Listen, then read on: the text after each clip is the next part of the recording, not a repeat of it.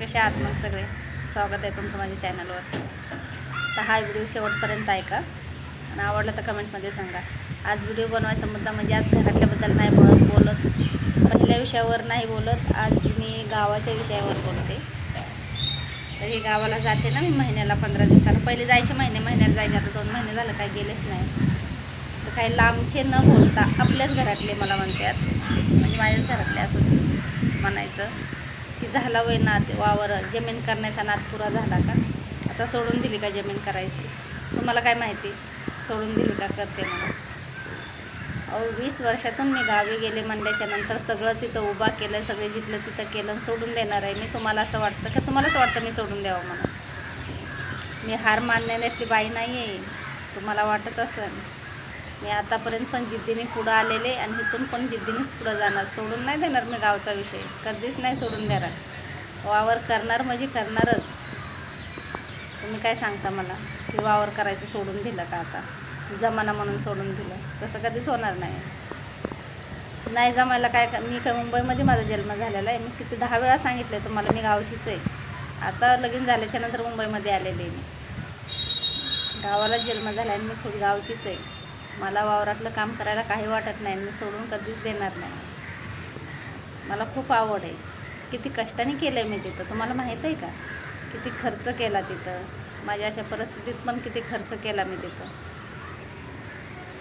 किती व्यवस्थित केलं आहे तिथं. किती वर्ष पडीक होतं ते जमीन, कोण करीत नव्हतं. असंच पेरून द्यायचे, तसंच गावात उगवायचं, काट्या उगवायच्या, JCP लावून सगळ्या काट्या काढल्या, सगळं नीटनाटकं केलं. एवढा खर्च केला तिथं. खर्च केल्याच्या नंतर मी असं म्हणेन का की मी सोडून देते म्हणून? फुकट आलेत पैसे?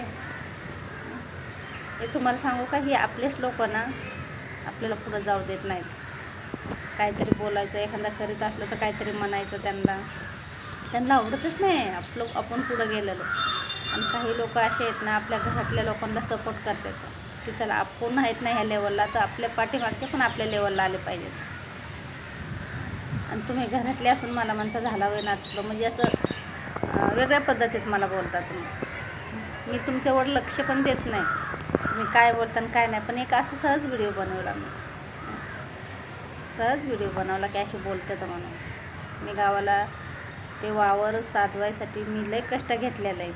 आज 2 वर्ष झालं मी त्याच्या मागं पळते. तेव्हा गेल्या वर्षी हातात आलं आहे ते. आणि सहजासहजी सोडून देईन असं मी. 1 वर्ष इथलं सगळं सोडून देईन, पण गावचं नाही सोडून देणार. आता इथं राहण्याचं कारण म्हणजे पोरांची लई अडचण होती.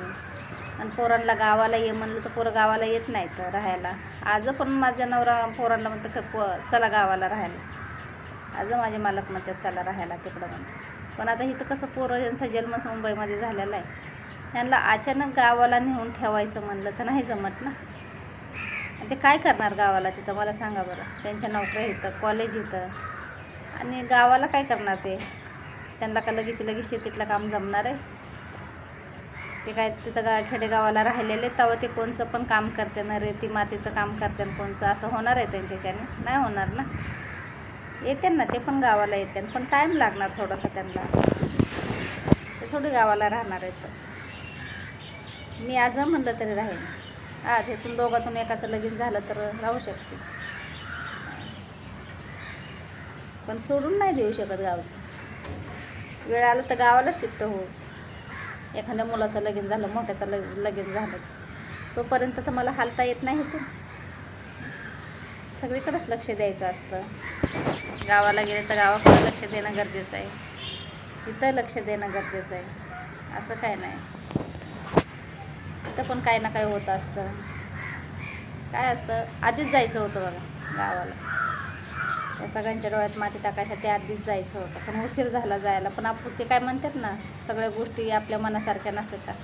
प्रत्येक गोष्टीचा वेळ काळ असतो. तसं आहे हे. उशिराच बुद्धी आली, जरा उशिरा ध्यानात आलं की केलं पाहिजे. आमचे सासरे बोलायचे की तुम्ही जमीन करा, कोणीतरी गावाला जा, कोणीतरी गावाला राहा. म्हणून ते आम्हाला जाणं गरजेचं होतं. सारखे म्हणायचे, गरजेचं होतं जाणं. आणि आता एवढं सगळं केल्यावर तुम्ही म्हणतात मग सोडून देणार आहे मी सगळं? असं कधी होईन का हो? काहीतरी बोलता तुम्ही. असं कधीच नाही होणार. माझी मुलं तर उलटं मला म्हणते तर काय नाही आम्ही करून खाऊ मम्मी, तू गावाला येऊ जाऊ करू शकते, आम्हाला येतं बनवून खायला. पण नाही होत ना, सकाळचे डबे असतात, मुलं डबे कसं बनवणार, कपडे धुवायचे असतात, तर घरातले कामं असतात, त्यांना ऑफिस कॉलेज करून कधी ते खायला बनवणार. आणि शिवाय माझी एवढी चांगली नोकरी, ती सोडून लगेच नाही जाता येत मला. आहेत ना दाजी घरीच असतात तुमचे, त्यांना गावाला जायला लागल्यापासून त्यांची तब्येत ठीक वाटायला लागली, जरा बरं वाटायला लागलं त्यांना, ते घरीच असते तर ते येऊन जाऊन करतात. एकदा पेरून आलं की जाऊन चक्कर मारतात ते, असं काही नाही की तिथं राहूनच केलं पाहिजे, असं काही नाही. थोडीशी अडचण असते, त्या अडचणीतून बाहेर पडून तर जरा त्रास होणारच ना, खरं आहे की नाही. तुम्हाला वाटलं मी हार मानेन, मी कधीच नाही हार मानेन. मी स्वतःकडे कधी बघतच नाही आहे की मी स्वतःला मला त्रास होतो आहे की नको आता की कंटाळा आला आहे, असं कधी स्वतःकडे लक्ष दिलं नाही मी कधी. म्हणजे काम मुलं परपंच ह्याच्याकडेच लक्ष, स्वतःकडे नाही लक्ष दिलं कधी. आता लक्ष देणार आहे स्वतःकडे मी, कधीच नाही. मी काम करीतच राहणार, इथं असू गावी असू कुठं असू, मला कामाची सवय, मी काम करीतच राहणार. मग मला जायचं नव्हतं गावाला तर मी हा घाट घातलाच नसता ना की मला आवडत नाही गावाला जायला म्हणून, तुम्ही म्हणता त्यानुसार, की मग मी हे सगळं नादी लागलंच नसते ह्या गोष्टीच्या, गावाला जायचं का नाही जायचं हे केलंच नसतं मी. मला आवड होती शेतीची, लय वर्षापासून माझ्या डोक्यात होतं की नाही गावाला आपण काहीतरी करायचं म्हणून. मालकाला पण माझ्या सारखी बोलायचे मी की गावाला काहीतरी करायचं आपल्याला म्हणून, बोलायचे त्यांना पण सारखी. ते कानामागं टाकायचे, नको आपल्याच्याने होईन का नाही असं वाटायचं त्यांना. पण नाही केलं, ते सगळं व्यवस्थित झालं आहे. आता बोर घ्यायचा बाकी आहे फक्त. आता पावसाळ्याच्या तोंडी नाही बोर घेऊ शकत, पाणी पण नाही, स्वतःचं पाणी नाही आपलं तिथं. हाय सध्या एवढं पीक पावसाच्या ह्याच्यावर पाण्यावर येईन, पण बोर घेतलं की कामच झालं. मग तर टेन्शन फ्री झालं. मग तर गेलं राहिलं काय. आणि तुम्ही सांगा, अचानक घेतला सगळा पसारा उचलून तिथं न्यायचा, तिथं खायचं काय, सगळंच इन्कम बंद करायचं, काय करायचं. चालूमध्येच काम करायचे असतात का, इकडं थोडं बघायचं असतं, तिकडं थोडं बघायचं असतं. नाच सोडून कसा देईन मी लय विचार करून पुढं चालणारी बाई आहे, लोकांचं ऐकणारी बाई नाही आहे मी कधी कोणाचे सल्ले घेत पण नाही आणि कोणाला सल्ला देत पण नाही. मी माझ्या डोक्यानेच चालते, माझ्या हाताने गोष्ट कोणती माझी वाईट घडून किंवा चांगली घडून, ती मीच माझा निर्णय घेते, कधी पण दुसऱ्याचं नाही ऐकत मी. खरं आहे का नाही. दुसऱ्याच काय ऐकायचं, आपण पैसा खर्च करायचा, आपण कामधंदे करायचे, लोकांचं कशाला ऐकायचं. तेवढं कळत आहे ना आपल्याला, खरं आहे ना. आवडला व्हिडिओ तर कमेंटमध्ये सांगा.